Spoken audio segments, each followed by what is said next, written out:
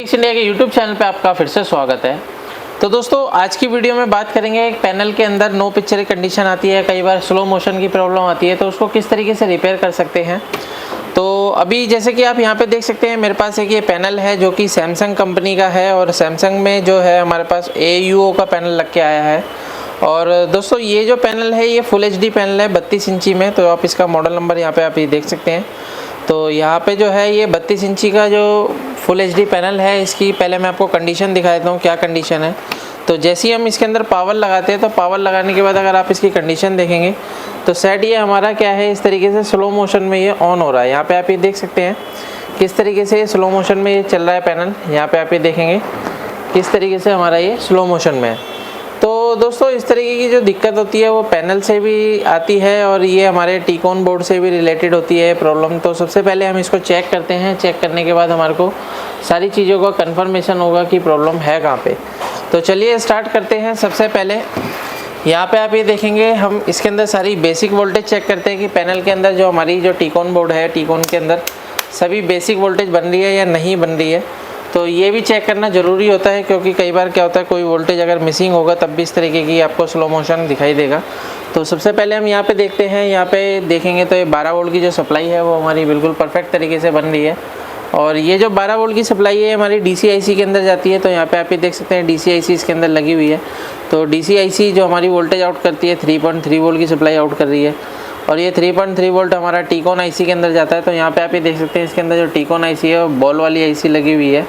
और इसके अंदर अगर हम देखेंगे तो यहाँ पे 2 रोम इसके अंदर देखने को मिल रही है। तो यहाँ पे अगर हम देखते हैं पिन नंबर 8 पे 3.3 वोल्ट की सप्लाई ओके है और दूसरी रोम पे भी अगर हम देखते हैं 3.3 वोल्ट बिल्कुल ओके है।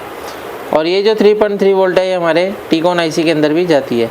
तो टीकॉन IC के अंदर जो हमारी वोल्टेज जाती है 3.3 वोल्ट की सप्लाई, यहाँ पे आप ये देख सकते हैं 3.3 वोल्ट इसके अंदर इनपुट हो रहा है और इसके अंदर 1.2 वोल्ट भी इनपुट होता है। तो इसके अंदर दोनों वोल्टेज जो है इनपुट हो रही है।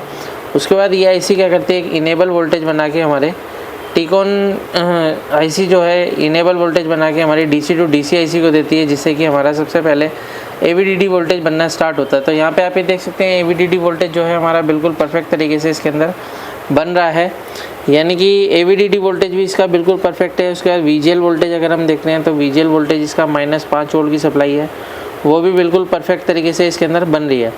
अभी अगर हम इसकी VGH वोल्टेज देखते हैं तो VGH वोल्टेज के लिए अगर आप यहाँ पे देखेंगे तो यहाँ पे एक IC लगी हुई है जो कि VGH वोल्टेज को बूस्ट करने का काम करती है। तो यहाँ पे अगर आप देखेंगे तो इसके अंदर जो सप्लाई है वो इनपुट जो होती है हमारी, यानी कि जो हमारी इनपुट वोल्टेज होगी इसके अंदर आप देख सकते हैं यहाँ पे 3.3 वोल्ट इनपुट होती है जो कि इसकी इनेबल पिन होती है। और यहाँ पे अगर आप देखेंगे तो यहाँ पे इसकी जो VGH वोल्टेज होती है, तो VGH वोल्टेज अगर आप यहाँ पे देखेंगे तो हमारे को यहाँ पे VGH वोल्टेज देखने को नहीं मिल रही है। तो इस तरीके की दिक्कतें अगर हमारे को मिलती है तो अगर यहाँ पे अगर आपको VGH वोल्टेज नहीं मिल रही है तो सबसे पहले हम यहाँ पे देखते हैं। तो यहाँ पे आप ये देखेंगे तो इसका जो VGH का पॉइंट है, VGH पॉइंट पे भी हमारे को कोई वोल्टेज VGH नहीं मिल रही है। यहाँ पे हमारे को जो बूस्ट वोल्टेज है वो मिलनी चाहिए, जो कि हमारे को नहीं मिल रही है। अब इस कंडीशन में देखिए दोस्तों होता क्या है कि कई बार ये जो हमारी IC है, इस IC के ख़राब होने से भी इस तरीके की दिक्कत हमारे को देखने को मिलती है। तो सबसे पहले हम इसकी डाटा शीट देखेंगे और डाटा शीट देखने के बाद हमारे को कंफर्मेशन होगा कि इसकी क्या कंडीशन है। तो चलिए सबसे पहले मैं आपको यहाँ पे इसकी डाटा शीट दिखा देता हूँ। तो ये हमारी IC की जो है डाटा शीट है RT8901, ये IC की डाटा शीट है। तो इसकी अगर हम देखते हैं तो पिन नंबर 1 पे जो है हमारे को VGH वोल्टेज मिलता है और ये हमारा पिन नंबर 2 पे जो है VGH M बन के ये आउटपुट होता है। तो यहाँ पे क्या है कि हमारे को पिन नंबर 1 पे कोई भी VGH वोल्टेज देखने को नहीं मिल रहा है, यानी कि जब तक यहाँ पे इसके VGH वोल्टेज पिन नंबर 1 पे नहीं आएगी पिन नंबर 2 से ये आउटपुट नहीं करेगा। तो दोस्तों इस कंडीशन में क्या होता है कि हमारे को सबसे पहले यहाँ पे हमारे को देखना होगा कि ये जो कनेक्शन है ये हमारे पास कहाँ से आ रहा है, यानी कि जो VGH का जो पॉइंट है, यानी कि VGH जो वोल्टेज है बूस्ट कहाँ पे से हो रही है। तो अगर हम यहाँ पे देखते हैं तो ये IC की पिन नंबर 1 है और पिन नंबर 1 से अगर हम देखते हैं तो यहाँ पे क्या होता है कि कुछ डायोड हमारे को देखने को मिल रहा है। यहाँ पे हमारे को डायोड पे हमारे को कंटिन्यूटी मिलनी चाहिए, लेकिन यहाँ पे हमारे को कंटिन्यूटी नहीं मिल रही है। तो जब तक यहाँ पे कंटिन्यूटी नहीं मिलेगी तब तक यहाँ से VGH का जो वोल्टेज है वो हमारा यहाँ पे पिन नंबर 1 पे नहीं आएगा। तो सबसे पहले हम यहाँ पे वोल्टेज चेक कर लेते हैं कि जो डायोड है, डायोड पे वोल्टेज हमारा बूस्ट हो रहा है या नहीं हो रहा है। तो पावर लगा के अगर हम यहाँ पे देखते हैं तो वोल्टेज हमारा डायोड पे बूस्ट हो रहा है या नहीं हो रहा है, तो वो चीज़ हमारे को कन्फर्मेशन होगी। तो यहाँ पे आप ये देख सकते हैं, यहाँ पे जो वोल्टेज है हमारे को 15 वोल्ट यानी कि AVDD हमारे को यहाँ पे मिल रहा है। और डायोड के इनपुट में देखते हैं तो इनपुट पे भी हमारे को AVDD मिल रहा है। और अगर डायोड के मिडल वाले पॉइंट पे देखते हैं तो यहाँ पे हमारे को बहुत कम वोल्टेज देखने को मिल रही है। तो देखिए दोस्तों, इस कंडीशन में क्या है कि अगर इस तरीके की दिक्कत हमारे को देखने को मिल रही है तो इसका मतलब ये है कि हमारा जो डायोड है ये प्रॉपर तरीके से ड्राइव नहीं हो रहा है। तो इसकी वजह से क्या है कि हमारा यहाँ पे भी AVDD वोल्टेज मिल रहा है और यहाँ पे भी AVDD वोल्टेज देखने को मिल रहा है। क्योंकि दोस्तों यहाँ पे क्या है, ये AVDD मिलना चाहिए, यहाँ पे वोल्टेज हमारे को बूस्ट वोल्टेज VGH मिलनी चाहिए, तभी हमारा ये जो सर्किट है काम करना स्टार्ट करेगा, तभी हमारा जो स्लो मोशन से पैनल निकलेगा। तो अभी क्या है कि हमारे को इस डायोड को पूरी तरीके से ड्राइव कराना है। तो ड्राइव कराने के लिए यहाँ पे आप ये देख सकते हैं एक PF लगा हुआ है। तो इस PF का एक पॉइंट देख सकते हैं, तो ये डायोड से जुड़ा हुआ है। दूसरा पॉइंट अगर हम ड्राइव कराते हैं तो हम इसके AVDD की ड्राइव से ही हम इसको वोल्टेज को बूस्ट करा के देखते हैं क्या कंडीशन इसकी बनती है।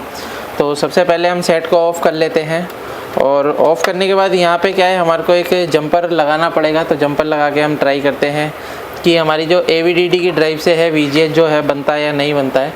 तो ये हमारे को कंफर्म जब पता लगेगा जब हम यहाँ पे प्रॉपर तरीके से जंपर लगा पाएंगे। तो यहाँ पे क्या है कि हम सोल्डर ले लेते हैं और सोल्डर से यहाँ पे हम जंपर लगा के देखते हैं ट्राई करके क्या कंडीशन इसकी बनती है। तो यहाँ पे हम इसका एक जंपर जोड़ देते हैं इस तरीके से। तो यहाँ पे मैंने एक जंपर जोड़ दिया। दूसरा जो पॉइंट है इसको मैं जोड़ देता हूँ, कोयल पे भी जोड़ सकते हैं हम और डायोड के एनोड पे भी जोड़ सकते हैं, दोनों पॉइंट जुड़े होते हैं। तो यहाँ पे क्या है कि हम जोड़ के ट्राई करते हैं क्या कंडीशन बनती है।